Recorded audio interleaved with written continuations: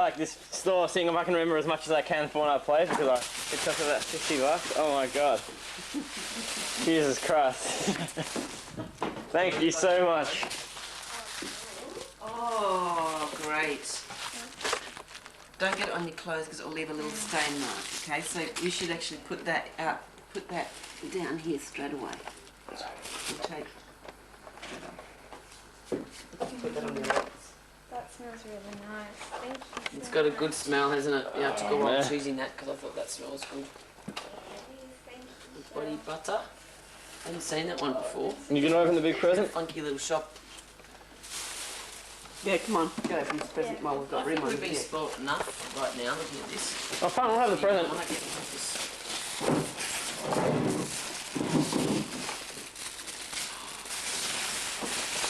Have you got one? No! No!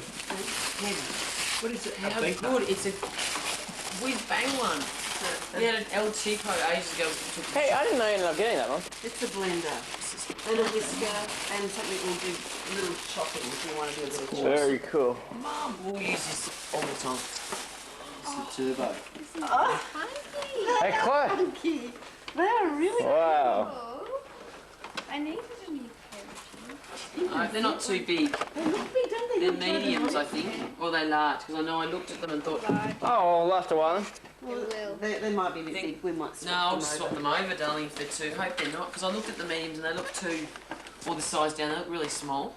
In urban Adrian, you're normally a medium, I think. Yeah. It's not really large to tell. It'd be really great if they actually put sizes on things. Yeah. I know, it doesn't large. It doesn't. I make that in Australia, it's like some of the worst sizing. Mum, thank you. Clothing and So tell me about this. I thought you'd relax there. Beautiful, okay. Oh, nice tea, darling. Really nice tea. Merry Christmas. Thank you so much. It's going to be nice. Merry Christmas. You like those prezzies, mate? Teas? Absolutely. I've been desperate They're all for looking Christmas. right. This. Oh, Yep. and Merry guys, Christmas. This just came as a bonus, so I wrapped it up. But be careful with it because it was just one of those bonus deals. It was so gorgeous. I thought, hey, you're just spoiled us. Normally, I don't even worry about picking up the bonus things because they're not anything. we need those. Yeah, I mean, I can't believe they give waterfall. It's amazing though. And they're white glass, you know, tall, because we haven't got any taller. I mean, it was just what a fantastic bonus. Oh, yeah, absolutely. What is it? Like, to get waterfall. What is it called? They are the green version of the green ones we've got. Oh, yeah. They are nice. Yeah, they are. And I just love those pants on you. Yeah, Try them on and we'll see how big they are, because if they are a divine they are glass. gorgeous. They are. That's my glass today. This is exactly what I wanted. I'm not going on the internet again. That is what I wanted. And I spent so much time in that shop picking out treaties and because they had a good range actually. I was surprised at some of these I found and I thought some of this stuff I really liked. Really like that one. The bottom of it. That is lovely. And I thought it might be a bit short, and then I held up and thought, no, it's actually a good length. That's Perfect nice. length. Yeah. Oh, Chelle! No, we've been spot, Mum. Look at all this. We're supposed to be Gordon and Gordon. Oh, that smell.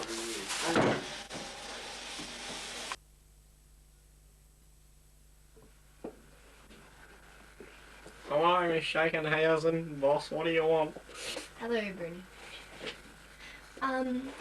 You've been working at the door for 4 years now, and we've been looking through your reports, yeah, and, well,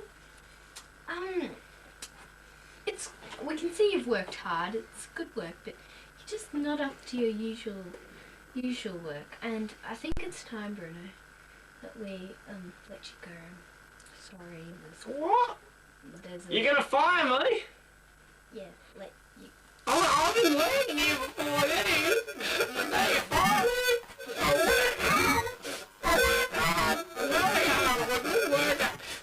I pray to God every night. That's very nice, Bruno. Yeah, and I write poetry on occasions.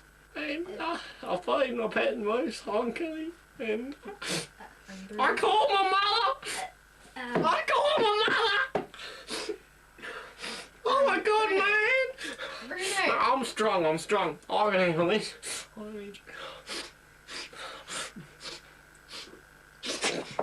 Bruno. Bruno. Ah! Bruno. No! Oh, for God's sake! Aren't you being a bit immature? You think of what you're doing. You're a hard worker. No! you! Oh, for God's sake, you spent $700 on water today. I mean, Well, drink the water! what? All you do is sing a stupid song. Bruno! What are you... Ah! Bruno, that's my cue to leave.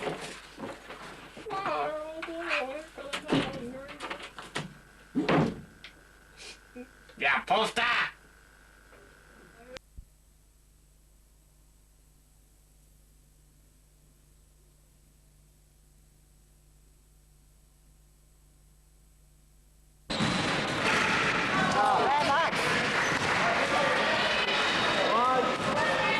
Work hard, come on!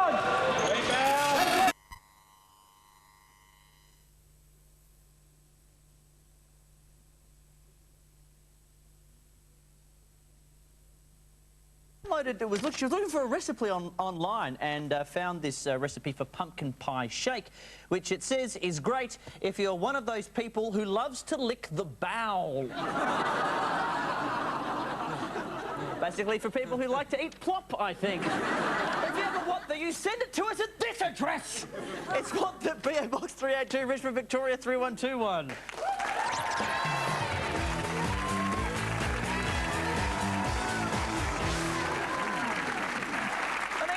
Is an actor, an author and a comedian who is best known for his work in the TV series Blackadder, but has also starred in such films as Peter's Friends and Gosford Park. His directorial debut will be the movie Bright Young Things, which is out Boxing Day. Please welcome to the program Stephen Fry.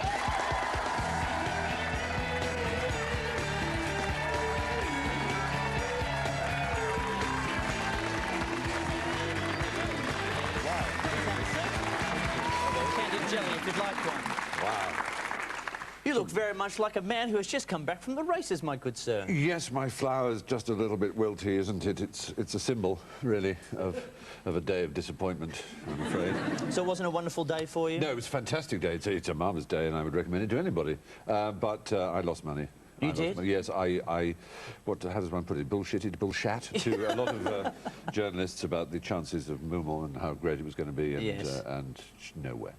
And what's the Australian races like compared to an English day at the races? Well, I mean, there are a lot of young girls who obviously crave attention to some extent. Yes. And they're called ex-Big Brother housemates. yes, there are a lot of those. There was a Channel 7 tent. Which was just filled with, I wasn't going to say sluts. You did feel that there was a kind of desperation there. And a couple of girls named after hotels. Yes.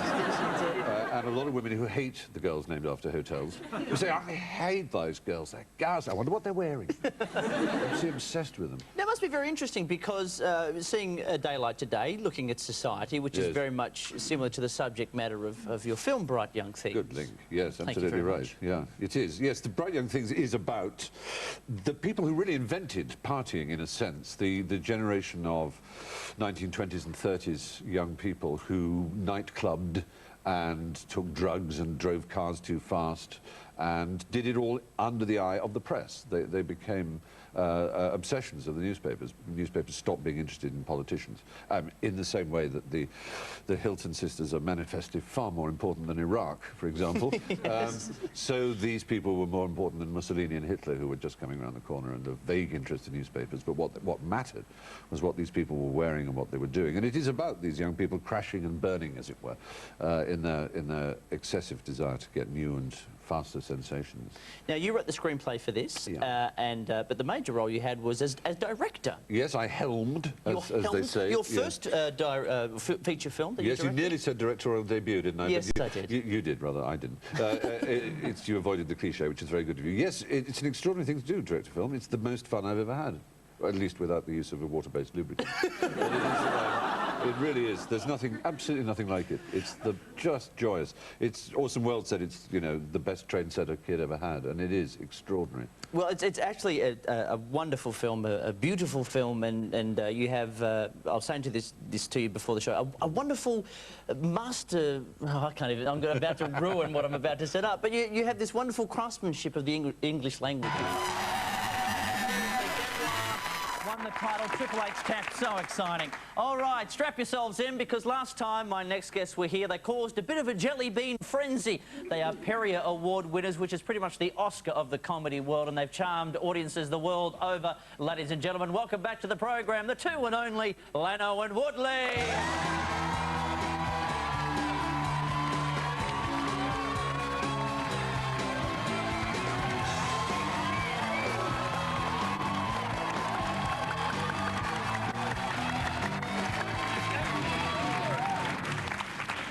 Hello, Mr. McManus. Jeez, you look sharp, you two. Thanks very much. Yes, well, you know, as the famous philosophers... I'm excited. As the famous philosophers said, you know, every girl's crazy about a sharp-dressed man. That is true. Yeah, that was ZZ Top. Yeah, they know their stuff, they know their stuff. Well, welcome back. What have you been up to since we last saw you? It's been a while. I mean, we talked to you on the radio on Friday, Frank, but the two of you together, what's been going on? Well, we've been... G'day! It's been great. We've been doing a bit of touring. Yes. Oh, we were in Darwin, actually. We were up in Darwin. Oh, we that's went on one of exciting. those, it was good, we went on one of those crocodile tours where you meet the crocodiles. Well, you don't meet them. It's not like, hello, I'm Frank. You see them with your eye devices. And, but the guy who ran it, he told us this very fascinating thing about crocodiles that, that I didn't know. He said, the good news is that if you're chased by a crocodile, you should climb a tree, because crocodiles can't climb trees. But the bad news is they can sit at the bottom of the tree waiting for you to come down for up to 18 months. It's true, apparently. Well, there's pros and cons to everything. Well, hey, you should tell them you're Crocodile Dundee.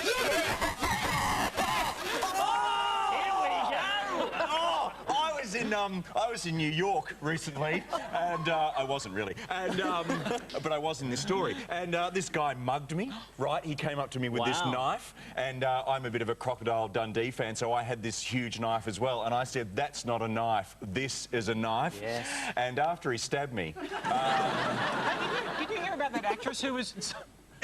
That actress who was stabbed? what? There was she was stabbed. She's in Legally Blonde. Reese... With a spoon? No, with a knife.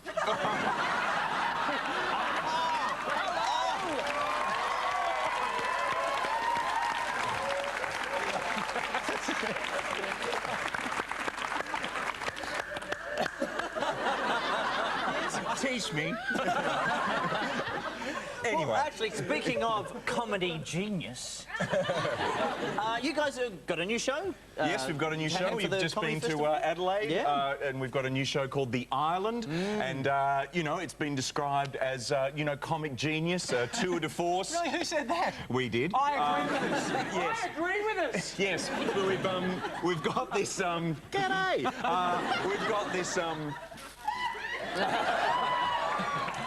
we've got this device that we've built that is kind of, you know, just humongous, really, and it's like a, you know, kind of a device that has stairs that kind of go up and down and kind of revolve, and it Turns into an aeroplane and then... turns into an apartment. It's quite arty, really. Yes, it's quite arty. That's good. Yes. Yeah, it's kind of working. But what I don't understand actually about this show is why... I've been meaning to ask you this, Have you? Mr. Lane. Why haven't we got Irish accents? Why would we? Shouldn't we have Irish accents if we're from Ireland? No, it's called The Island. It's not, no, we're not from Ireland. Oh, we're not from Ireland? No, it's called The Island. Oh, we've done the show about 40 times. You'd think I would have worked that out by now. Yes. Oh, but I can do an Irish accent. Oh, can you? Would you like to hear it? Yes. Hello, I'm from Ireland. Sure, it needs work. Talking to accents, do your...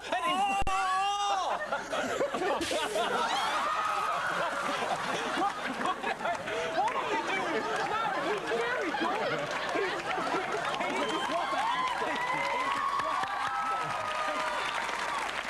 He's very good. Why don't you do... You got one in the cup!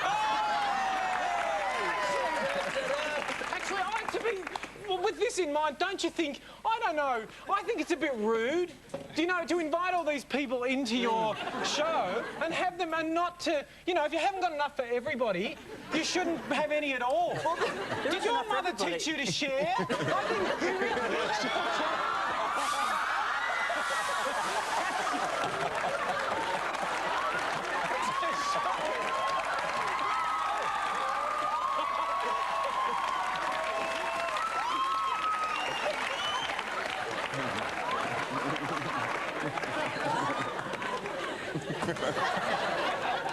Actually, can I just say something, Rove? Yes, you can. Frank. Yeah. Oh, my God. Look at the back. They're all everywhere. Frank, listen to me. If I don't think that was such a good idea, and you're a bit of a stupid little skinny man, and I'll say this. If all... Listen to me, Rove. Can I just take a moment to tell him what I really think of him? I know. Yep. I reckon that if all the village idiots... Stay with me, this is brilliant. If all the village idiots left their villages and formed their own village of idiots, in that village, you would be the village idiot.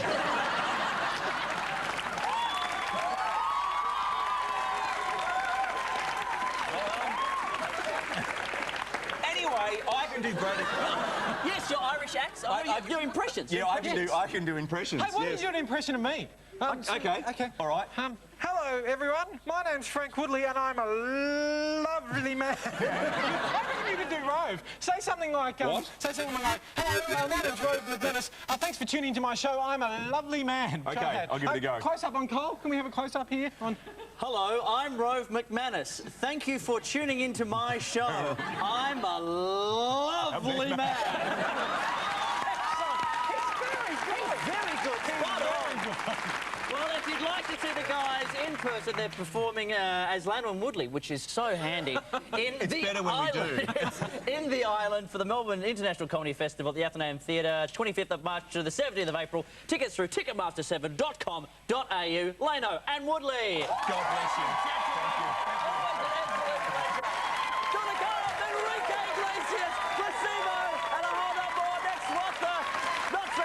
Questions and Lane Beachley.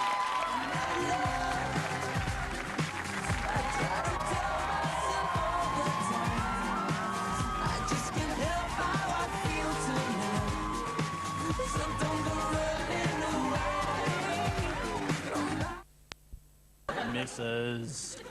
This is, of course, if you log on to our website, rove.com.au, and ask us what we call not so frequently asked questions. The sort of thing that we don't get posed at us all the time. We'll answer it either through the website on our radio show or, like now, on the TV.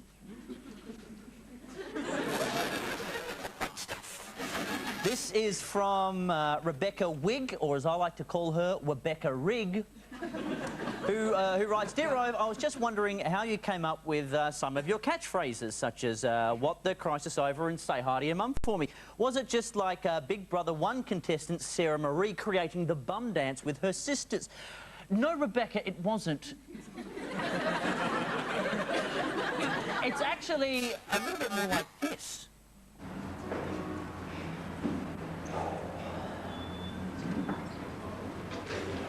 Hey, everyone.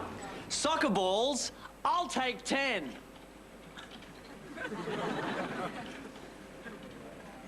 Okay, everyone, back to work.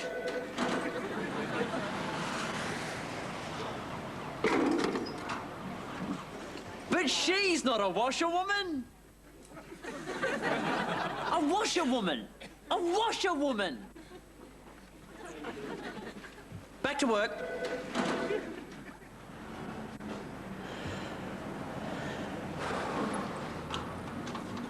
Crisis over.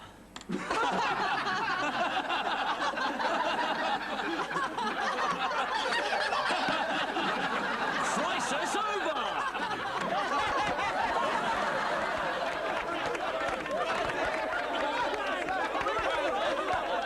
All right, that's enough. Back to work. Back to work. soccer balls was much funnier. It'll happen. I'll get it out there. Let's move things hastily along from the sublime to the ridiculous. It's What the...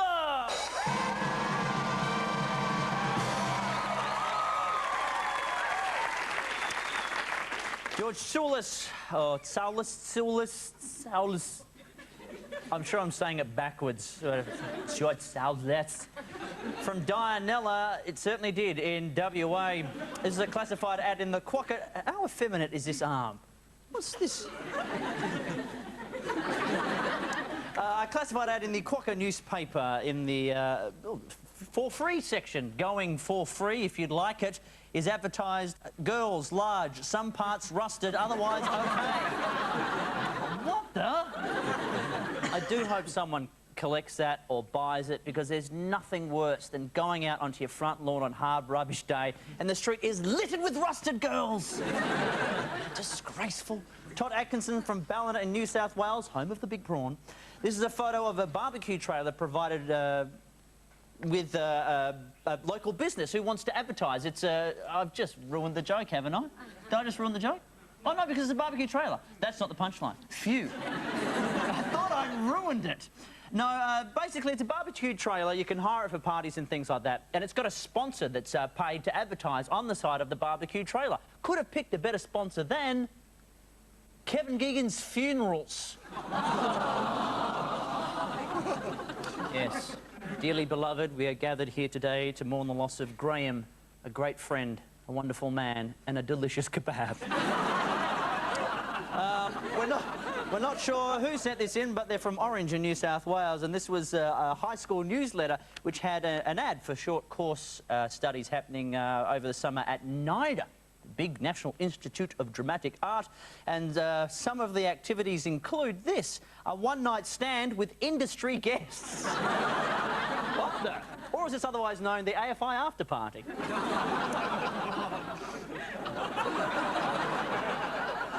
Jackie Furby from Sydney, New South Wales, got this book for her son Max entitled 10 Monster Islands. Dun, dun, dun, dun. Scary monsters, scary tales of scary monsters. So scary, in fact, one of the pictures of them, check out how frightening this monster is down here. Gliding!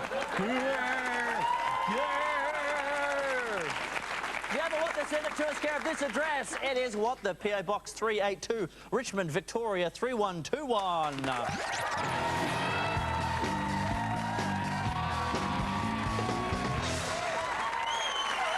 next guest made history by being the first surfer to ever claim 6 consecutive world titles.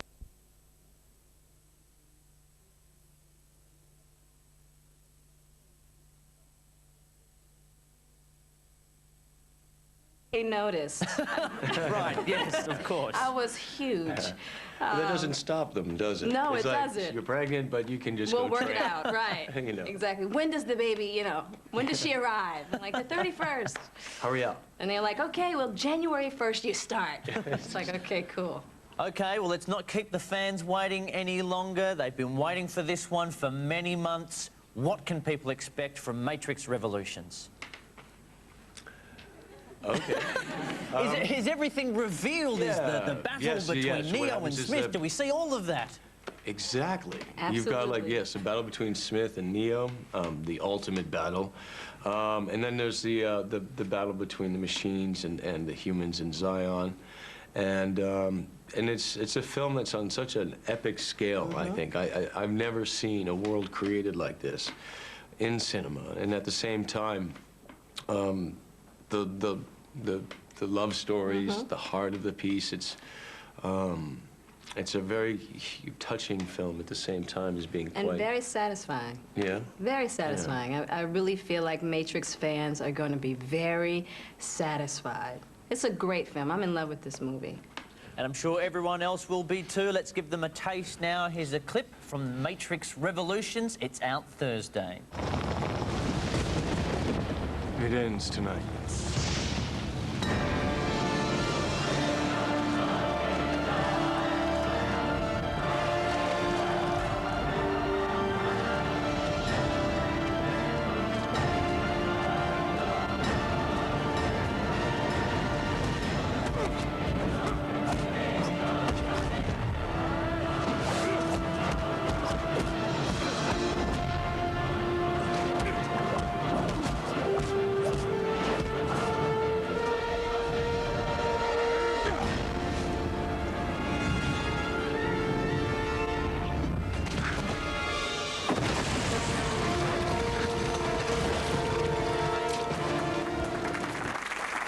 Oh, yes, it looks quite spectacular, but action sequences notwithstanding, I do have to ask, as actors in this movie, do you just have to stop sometimes and ask the producers or the directors or the writers just what the hell is going on? You know, especially for you, Keanu, there must be instances where you've said this dialogue and you just have to stop and say, what is going on? What am I saying here? Right, like when the architect says to Neo in Reloaded, your life is the sum of an unbalanced equation inherent to the programming of the Matrix. Yeah, see, I mean, did you understand that scene? Yeah. And I really delighted in it. I mean, there's so many things in these films that are kind of like launch points. That you can relate to the films in different ways. And there's things that you can speak about. And in terms of some of the ideas, it's like, ultimately, there's not ultimate answers, really, except for, I guess, a kind of aspect of love or peace. But, you know, you can relate to them personally and universally. And I think that's really an extraordinary achievement on the Wachowskis' writing and creative vision. You can pretty much, you know, you're the author of your own interpretation of your own ideas, you know, and what you see in the film and what you take from it. Now, what I love about these films, same as anybody else, is the tremendous action sequences. And, Jada, I'm sure this is going to lose all impact coming from a white guy, but, girl, you look fine. That still has a lot of impact, okay? Thank you very much. Now, knowing that you had just come from giving birth to your daughter, Willow, who, by the way, a happy 3rd birthday for Friday just gone. Thank you. But how much working out did you have to do for this role? Because you look very buffed. I did a lot. She did a lot. I did a lot of working out. I did a lot of working out. I wanted her to physically look like a soldier, and secondly, the mentality that you develop being in the gym, pushing all that weight that I was pushing, and you know, you really... After all the pushing. Right. After the real pushing. Exactly. The weights were nothing. Right, exactly. Weights, exactly. And Keanu, you should know what it's like because you obviously had a lot of martial arts training for the original Matrix, although it wasn't that strenuous because you had a neck injury. Right. So obviously they've turned it up a notch for the sequels, and I hear it was pretty strenuous. Yeah, you had to certainly. take an ice bath at the end of every day. Is this correct?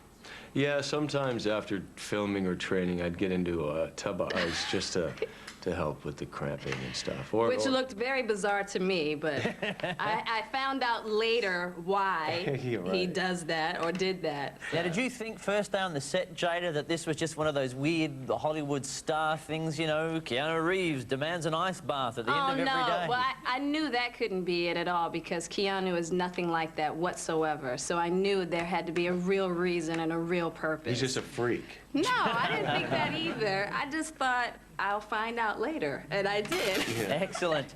Well, the movie is Matrix Revolutions. Get excited, ladies and gentlemen, because it opens around the world Thursday. Please thank its stars, Keanu Reeves and Jada Pinkett Smith. Thank you. When we return, we give you your Australian Idol update, and here's some music from Pete Murray.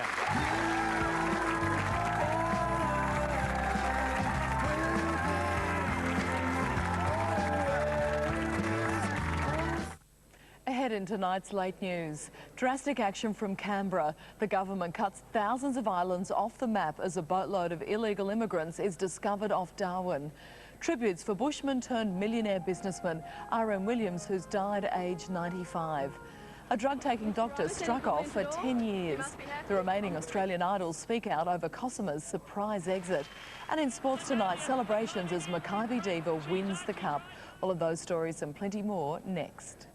He's the big daddy of hip-hop. She's Hollywood's honey.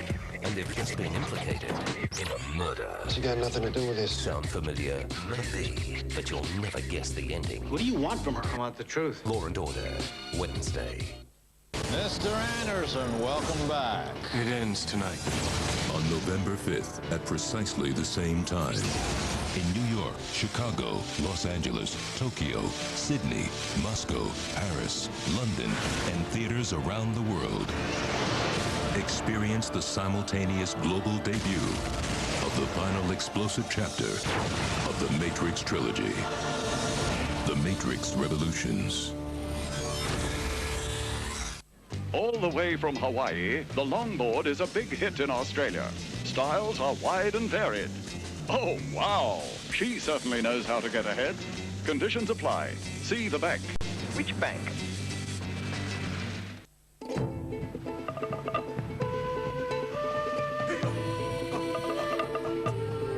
If you're the sort of girl who enjoys her creature comforts, try new Carefree Slims. The only tampon with the Silk Ease cover, making them so silky smooth, no other tampon is more comfortable to insert and remove.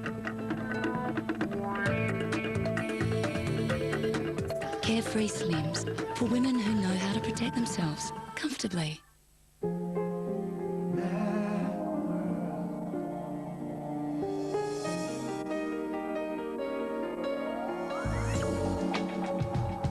The Chill Out Sessions from Ministry of Sound. Switching to our new Vodafone Red SIM gives you a huge advantage, because depending on your recharge value, you can get the choice of up to 1,200 free text. Or call rates from as low as 20 cents a minute. To everyone at any time of the day or night. Switch today. Our Vodafone Red SIM really is your key to freedom. Okay, we're still working on that bit. The faster we live, the faster harmful free radicals can invade and age our bodies. But New Water Plus from Sanitarium has vital antioxidants and no sugar to fight these free radicals, helping to relieve the stresses that modern life places on your body. You'll feel rejuvenated, and you won't be the only one to notice it. Water Plus, add more to life. Leap ahead with a credit card that offers 5.99% per annum for 5 months. Conditions apply. See the bank. Which bank? Premiering 9:30 Wednesday, the world's best comedians are coming out and going off. A massive comic premiere, Just for Laughs International Comedy Festival, 9:30 Wednesday on 10.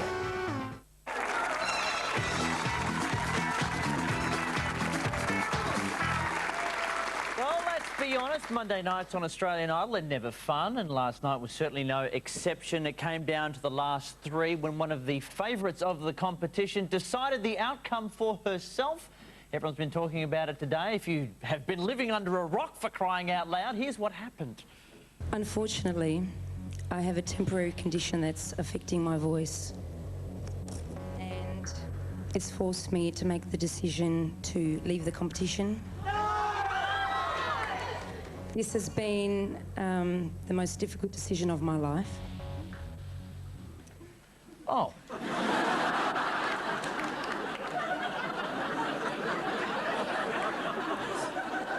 It was just very emotional. I was wiping a tear from my eye. Cosima, of course, has gone pretty much into hiding like a little frightened turtle that can sing really well. She isn't speaking to anyone, but we've managed to track down a man who knows all, he tells all, and he will tell us what is going on, ladies and gentlemen, our favourite Idol judge, not the touchdown freak, Mr. Ian Dicko Dixon, ladies and gentlemen. Hello, Dicko. Hi, mate. How are you? Very good. Now, let me get your take on what happened last night. I don't want to over-dramatise it. Listen, it was a really dark evening, but the plain fact is one of our contestants just had to pull out because her voice was crook. And when did you guys find out about this? I found out at the same time as you, assuming you were watching the show and not Deal or No Deal. Of course not. Oh, what would you watch? No one watches anything else. Get out of town. Hey, Australian Idols. So you guys didn't find out until she made the announcement? No, I was absolutely shocked, and I must admit, a little betrayed. I thought they would have had a little whisper in my ear, being, you know, one of the judges, but no. Well, I guess being part of a reality TV show, myself and the other two guys found out the same time as you did, and I understand from after that Andrew were pulled away 30 seconds before and told that Cosima was going to make an announcement. So, yeah, it was really dramatic, and I was really shocked, and a little bit tearful, I must admit. Yeah, it seemed that was the case for all of you. Obviously, a very emotional night. Now, did you, obviously, with the night before, a lot of comments were made about Cosima and her voice. It seemed to me that maybe her voice was slowly deteriorating over the weeks. Did you suspect that she was as ill as it turns out? Well, look, I don't want to sort of cry sort of the plague for the girl, for God's sake. But look, I don't think she'd been singing up to her full potential for quite some weeks. When we first saw her sing, she sang like an angel, and last couple of weeks she'd been good, but nowhere near her full potential. And Sunday night, I think, you know, her second song was just a bit of a breakdown, and the energy levels were flat. And yeah, I can understand why. I've seen what these kids go through. I mean, I'm an old bugger and I'm tired out, but these kids, it's 24/7. It's very, very tough on them. And if they only had to worry about performing once a week, I think they'd be fine. But the rigours of the PR and like the camera in your face 24/7 is very, very tough. Do you think the decision for her to pull out of the competition in part was maybe a belief that she was going to be voted out that night anyway? No. I mean, well, who knows? I don't know. I mean, I couldn't make a call on that, Rove, you know. Who knows what was going on in her mind? I mean, the fact is that Guy had just been put through and she was there, you know, facing the drop with Shannon, but I can't believe that, you know, that would have guided her decision, you know. Well, I would like to think not, anyway. And have you had a chance to speak to her? Did you get to speak to her after the show?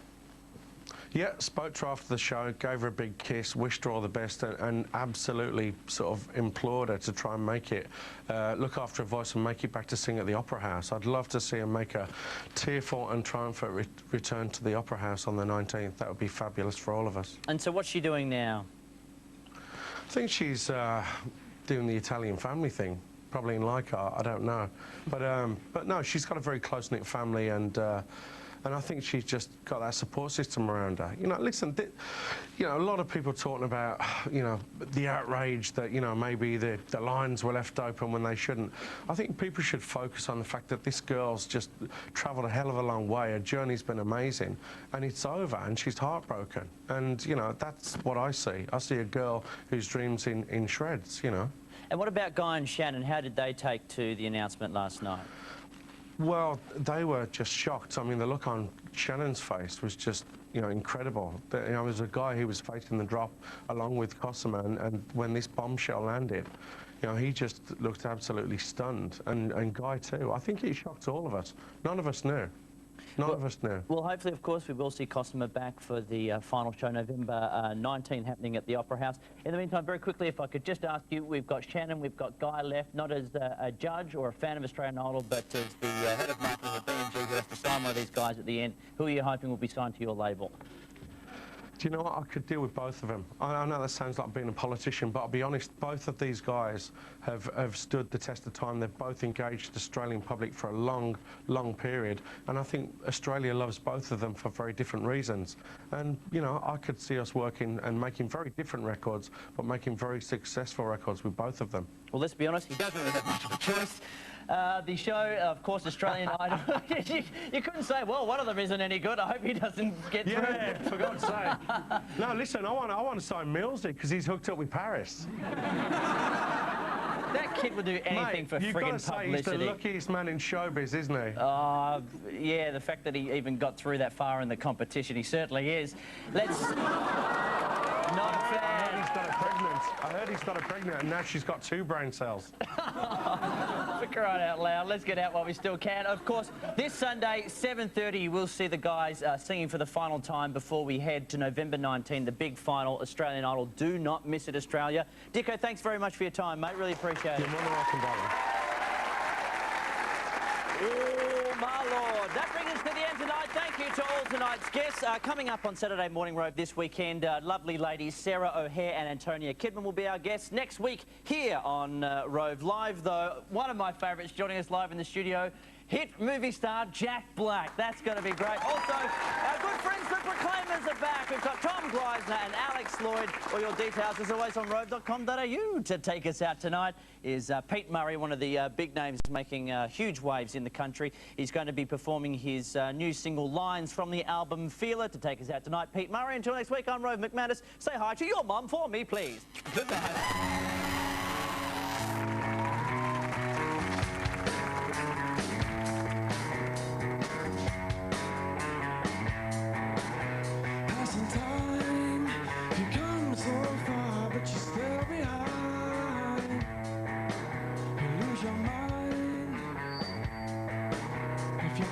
line. It's just the way it's been. All your friends and all their sins. Just passing time.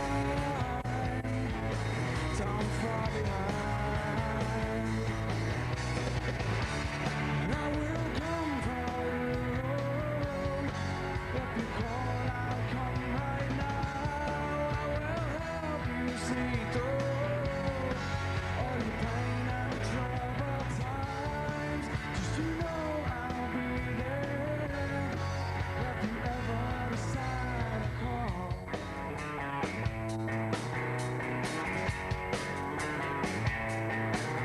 Passing time, all your addictions are so sublime. You lose your mind if you cross the line. It's just the way it's been. All your friends and all the sins. Just passing time. Don't fall behind. And I will come for you. If you call, I'll come right now. I will help you see through all your pain and troubled times. Just you know I'll be there if you ever decide to call.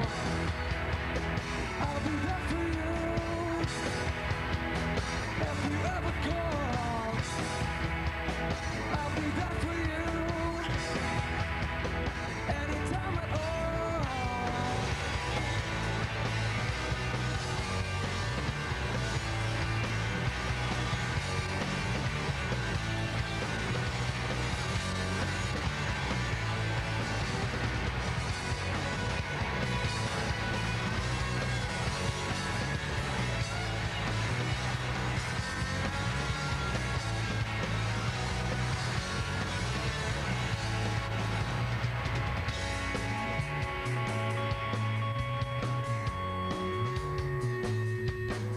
Passing time, just passing time. Passing time, just passing time. Passing time, we've come so far, just passing time. We've come so far, passing time.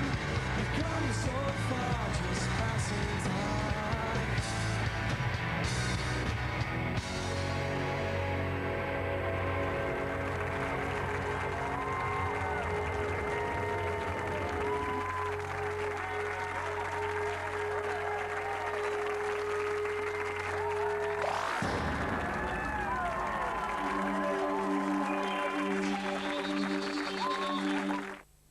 This program brought to you by the Toyota Summer Collection. Toyota value has never looked so good.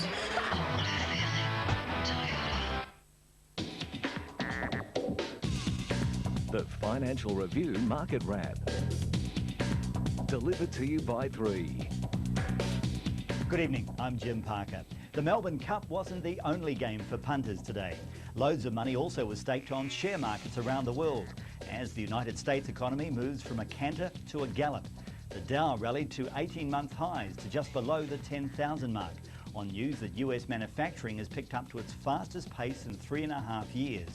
Industry in Europe and Japan is also back in gear, but America is leading the pack. That's put a floor under the US dollar and a ceiling above the Australian dollar, which dropped more than a full cent to below the 70 US cent mark.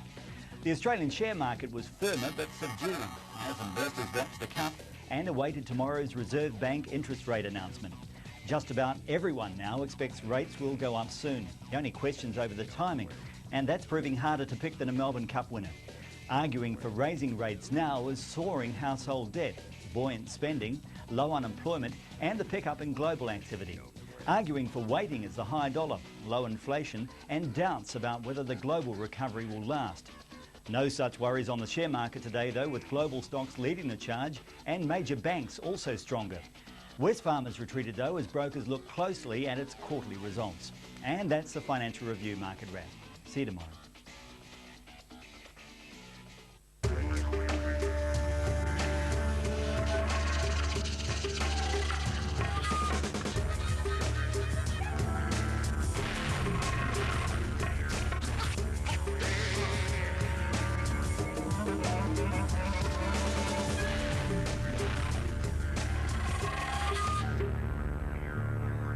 I'll call you tomorrow.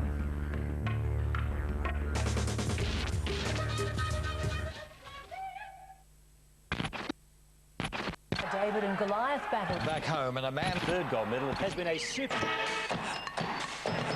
Stars were shining on the red carpet last night for the opening of the Melbourne. 10's Late Night News, proudly brought to you by the powerful new 105 kilowatt 2-litre Hyundai Elantra.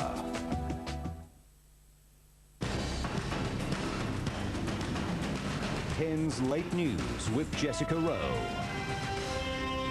Tonight, Canberra takes drastic measures to prevent what threatens to be a new Tampa crisis. Huge celebrations as the Melbourne Cup winning team relive their triumphant day and farewell to an Australian icon. Good evening. Also tonight, confirmation a terrorist was planning an Australian attack. A startling revelation from Boris Becker rocks the tennis world. Murdoch Sr. in the firing line over a controversial Murdoch Jr. appointment. Picket line thuggery, a union boss humiliated in court. And what the Idol contestants really think about Cossamer's surprise withdrawal. Wild celebrations for the Melbourne Cup winners tonight. The champagne is flowing for trainer David Hall.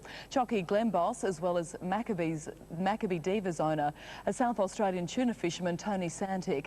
He came up with a name for his magnificent mare by combining the initials of the women in his office in Port Lincoln. And the emotional win has been 12 months in the planning for the team. And we seem to have some problems there. We'll go back to it quite shortly. And it wasn't only offices and schools that screamed to a halt for the big race. Question time was suspended so our punting pollies could watch the action. Speaker Neil Andrew pulled the plug on proceedings just in time for a scamper to the nearest TV. I understand it would suit the convenience of the House to have the sitting suspended until 3:30 p.m. The PM, who tipped Frightening, watched the race with staff in his office. Frightening also had the support of Simon Crean. He watched the race in the Labor caucus room. First tonight, drastic action. The government cuts thousands of islands off the map as a boatload of asylum seekers is spotted off Darwin. Political reporter Leonie Mellor is on the line. Now, Leonie, why is the appearance of this boat causing such a stir? Well, it's causing such a stir, Jess, because it threatens to be Tampa all over again. Now, the government has acted immediately. John Howard called an urgent meeting of his Executive Council late this afternoon, and they decided to excise Melville and Bathurst and other islands from Australia's migration zone. Now, because the regulations were passed today, they become effective as of midnight, almost 24 hours ago, which means even if these asylum seekers had reached Melville Island, they won't be able to apply for visas here. Now, interestingly, the way the government went about it, they didn't need the support of the opposition or minor parties, just the approval of the Governor-General, which he gave by telephone from the Melbourne Cup races. The government now is calling on Labor to support its move. The arrival of this boat, I think, clearly shows that the regulations are required. We should protect our borders. Across the north of Australia, we've got hundreds, if not thousands, of islands, and they should be excised from the migration zone. Well, we don't believe that it's an adequate way to protect your borders by actually just shrinking them. The Minister admits in her own release that they don't know who these people are, they don't know where they're from, they don't know if they're illegal fishermen or asylum seekers or what else. We don't think that the first action the government should take is to try to change the law and give away our territory. What do we know about this boat? We understand it is an Indonesian fishing vessel with about 15 Turkish asylum seekers on board. It landed off Melville Island earlier this afternoon, and about 4 people went aboard and spoke to some very surprised locals there. Here's what one of those locals had to say. They said something about Turkey. They said Turkey, and they asked me if this place was Australia. Now, locals then called the police, and late this afternoon, customs officials, as well as immigration, federal police and AQUIS representatives arrived on the island, and they are investigating. Leonie, what's the next step? Well, officials will work out what to do with those people on board. In the meantime, these new laws will be tabled in Parliament, at which point the opposition and minor parties can vote against them, as they've indicated they will. But whatever the decision, even though they will reject those new laws, it won't change anything for these asylum seekers. They won't be able to apply for visas here. Jess? Thanks, Leonie Mellor in Canberra. And we'll return now to our Melbourne Cup coverage. Apologies for our problems earlier. And we'll have a look at those wild celebrations in Melbourne tonight for the winners. The champagne flowing for the trainer David Hall, as well as the jockey Glenn Boss, as well as the owner. He's a South Australian tuna fisherman named Tony Santic. Now, he came up with the name for his beautiful mare by combining the initials of the women in his office in Port Lincoln. Let's also have a look at the emotional win. It's been 12 months in the planning for the team. Like any diva, she just had to be out in front.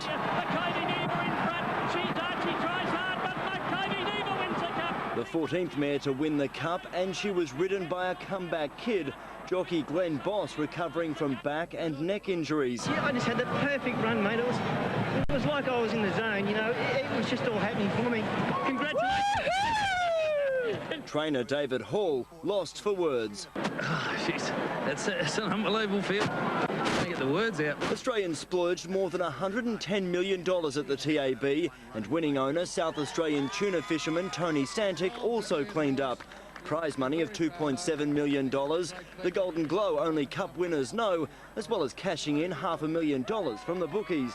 Well, I'm not worried about the money side. I think what David's done and everyone at David's stables and Glenn Boss, oh, geez, what can I say? The day began controversially with former race favourite Mummify scratched, a high temperature ending the campaign and a tumultuous few days, although some punters were slow to receive the late mail. I'm going to go for Mummify.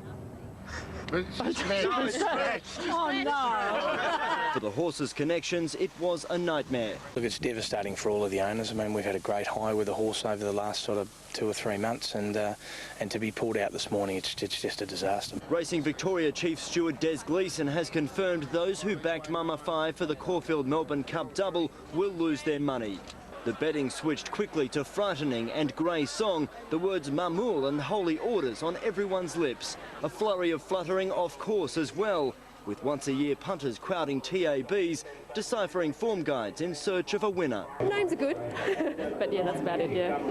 No real tactic. Plenty of celebrations in Port Lincoln tonight, especially at the owner's fishing business. Mackay Diva's name derived from the initials of Tony Santic's 5 office workers. Max Futcher, 10 News.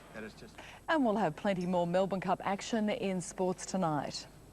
Like father, like brother, there's another Murdoch media mogul. This time it's James Murdoch, appointed boss of one of Britain's biggest broadcasters, B-Sky B.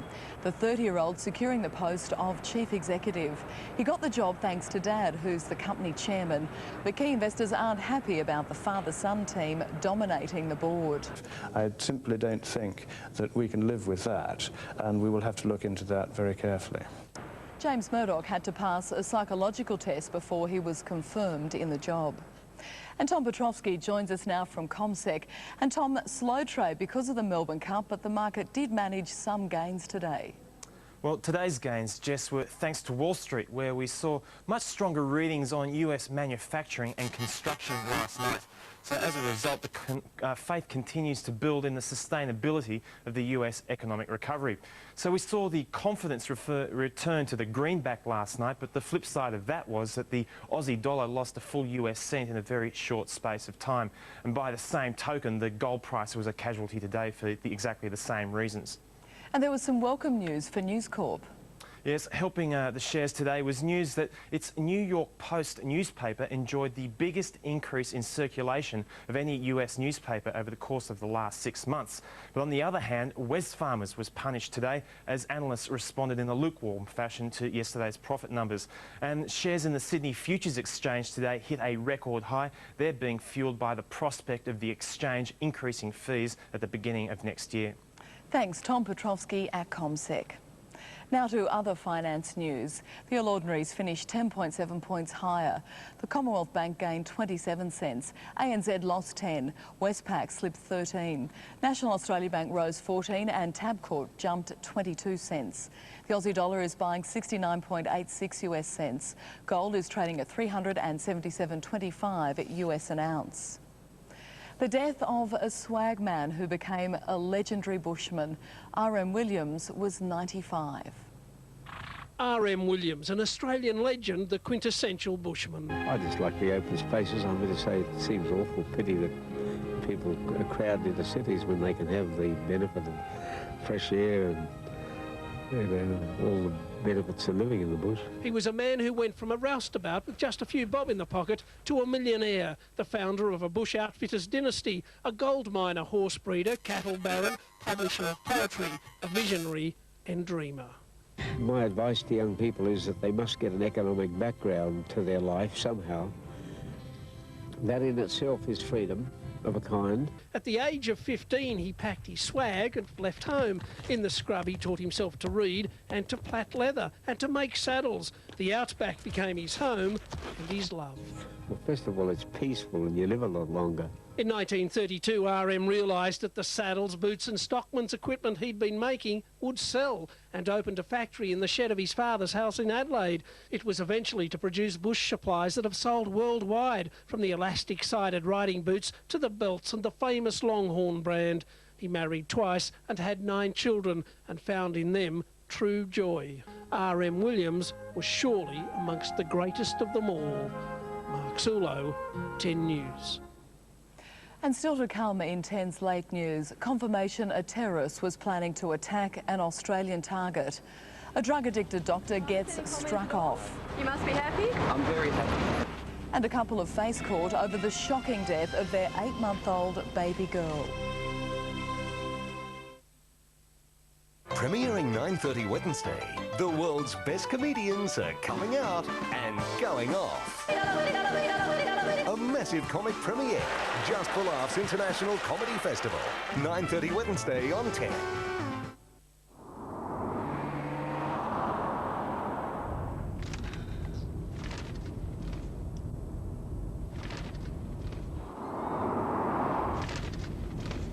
Maybe we should ask.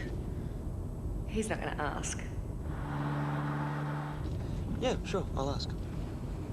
I'm not going to ask. 2-litre HVT power for wherever you're heading from only $18,990. You can't go past the new Hyundai Elantra.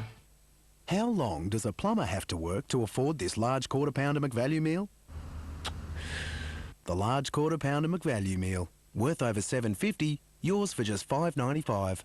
Get more meal for your money at McDonald's today. Connect to Big Pond Broadband and you'll get not 1, but 2 months free access on any 18-month plan. Big Pond, amazing broadband.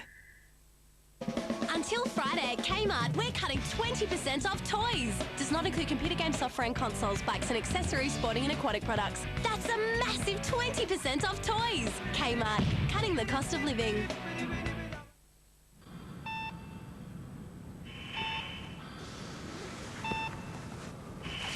I like it. The new Virgin credit card, 4.9% per annum for the first 6 months. The plastic surgery you have to have. Call 132225. G'day, my name's Samuel Johnson. Between October 24 and November 25, I'll be riding this unicycle 1,000 kilometres between Sydney and Melbourne. Along the way, I'll be raising funds for Canteen, Australia's leading organisation for young people living with cancer. My family has been personally touched by cancer, and I aim to raise $600,000 for this fantastic charity. Log on to the website or call this number now to make a tax-deductible donation. Together, we can make a difference.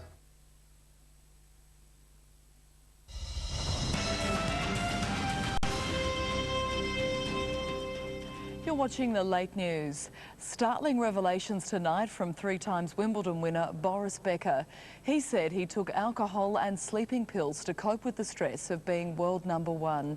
He was addicted to sleeping pills for 5 years and knew he had a drinking problem. The German celebrity reveals all in a biography that's coming out soon.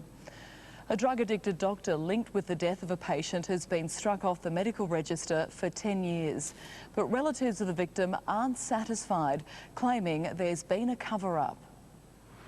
Instead of giving painkillers to his patients, Dr. Gerrit Reimers took the drugs himself. His abuse had fatal consequences for at least one of those in his care, 74-year-old Shirley Byrne.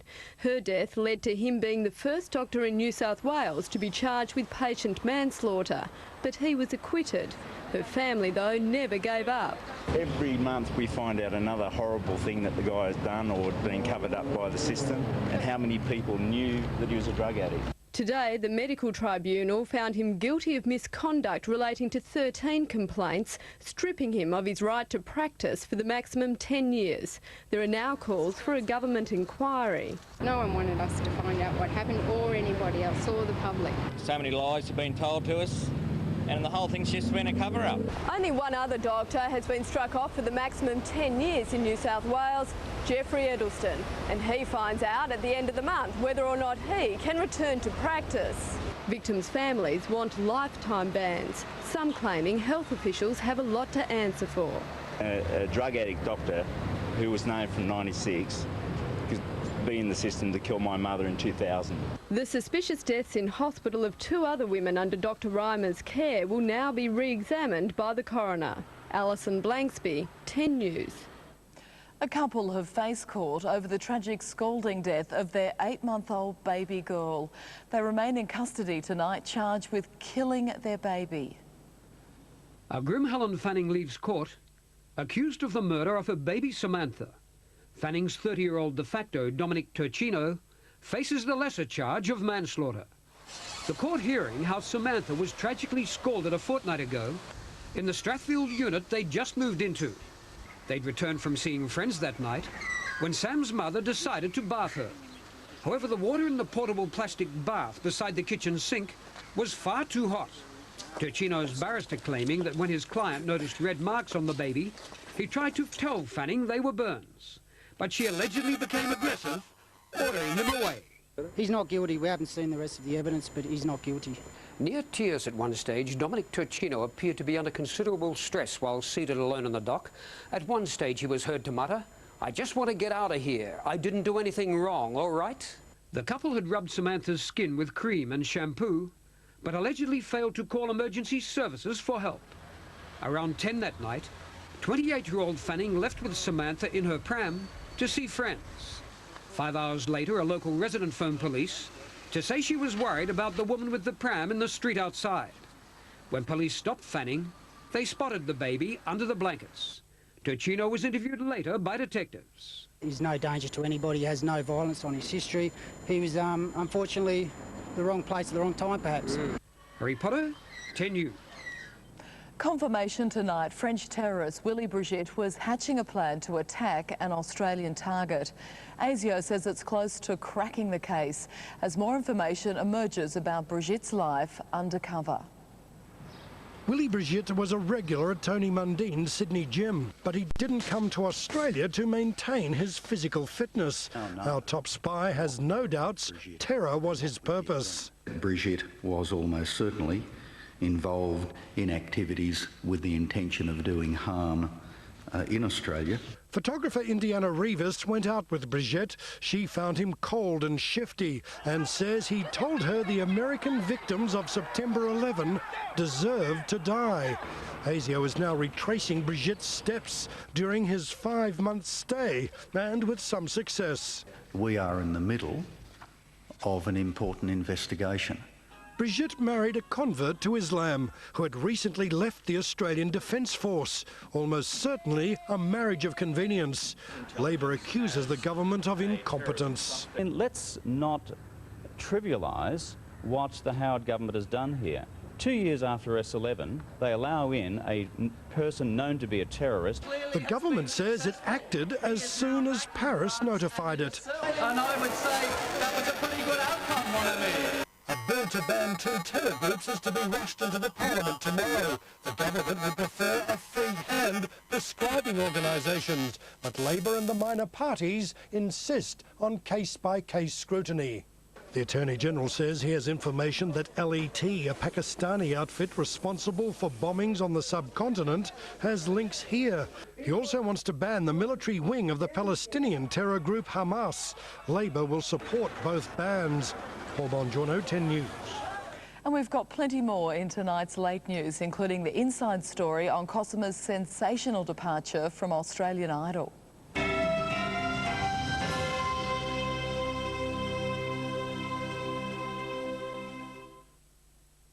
When Cosima pulled out of Australia's #1 competition, the nation was left in shock. Thursday, the only interview that explains it all. This was the hardest decision of my life. The lead up to her dramatic decision. Inside Idol, Thursday.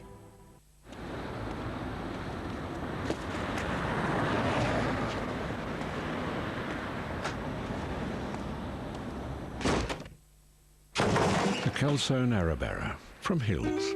That's clever. Hello, RACV. My house has been broken into. With RACV Home Insurance, just call and we'll make everything right in your world again. RACV, we're there for you. G'day, Sydney here. Melbourne might be in cup fever, but at Sydney Lounges for the next 4 days, we are having a red-hot go, and our discounts are at fever pitch. Buy this 5-piece dining suite for only $2.99 and get an entertainment unit free. Or how about a 100% leather recliner suite for only $19.99? Yes, a 3-seater and 2 reclining chairs in full leather for only $19.99. Plus heaps more red-hot deals. Sydney Lounges and Bedding red-hot sale, hence 5 p.m. cup day. Go, you good thing.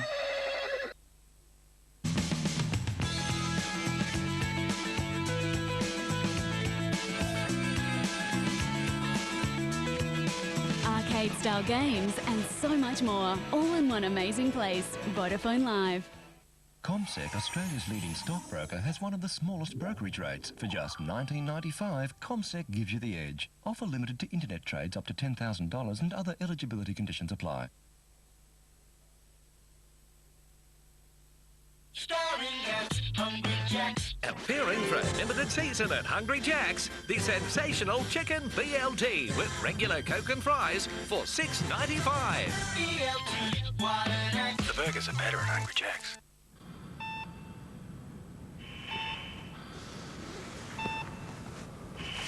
I like it. The new Virgin credit card, 4.9% per annum for the first 6 months. The plastic surgery you have to have. Call 132225. A good behaviour bond for a union boss whose bad behaviour ended in a court appearance. CFMEU boss John Sutton pleading guilty after his picket line antics were caught on video. Construction Union National Secretary John Sutton, seen here in the centre with his lawyers, fronting court on 2 charges of maliciously damaging vehicles. The cars belong to bosses who tried to run the gauntlet of a union picket line during a bitter strike. It wasn't Sutton's union and it wasn't his dispute, but the union boss pleaded guilty to kicking in vehicle body panels and using a set of keys to scratch a car. The company manufacturer Morris McMahon says its vehicles sustained $7,700 worth of damage in the union rampage. But it's John Sutton's reputation that suffered the most damage, his brutish behaviour forcing his colleagues on the AC